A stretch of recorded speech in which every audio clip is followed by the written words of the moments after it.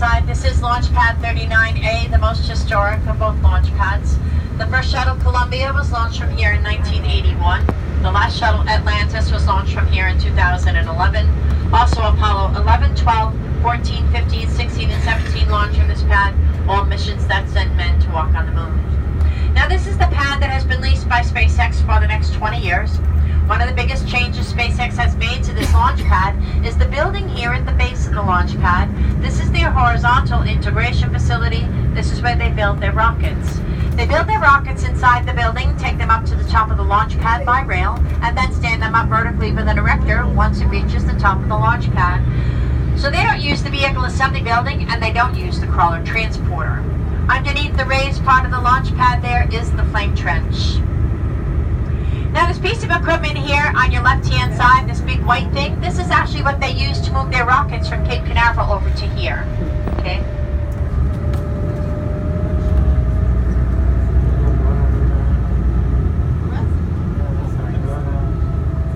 And on top of the launch pad itself, that white structure you see up there is their erector.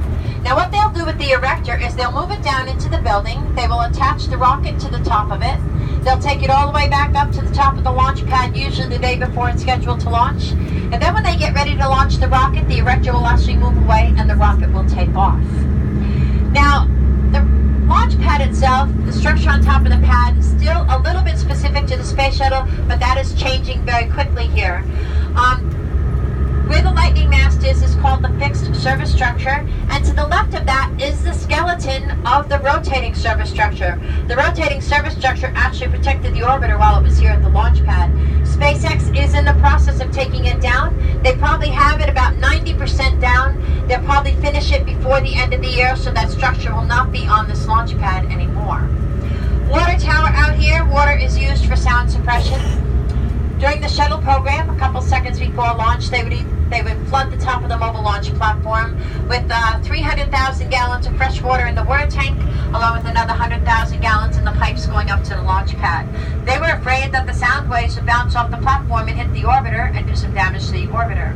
In the case of SpaceX puts their rockets right over the flame trench, so they actually flood the flame trench with all that water.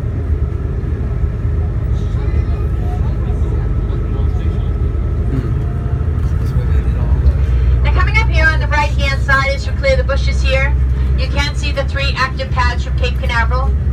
And the first one over there is Launch Pad 41. That's where the Atlas V launches. Atlas V is launched by United Launch Alliance. Then in the middle, and you see the rocket is superimposed against the lightning mast there. That is Pad 40, where SpaceX launches. And that's the first launch from that launch pad in over a year, because they had an explosion there a year ago.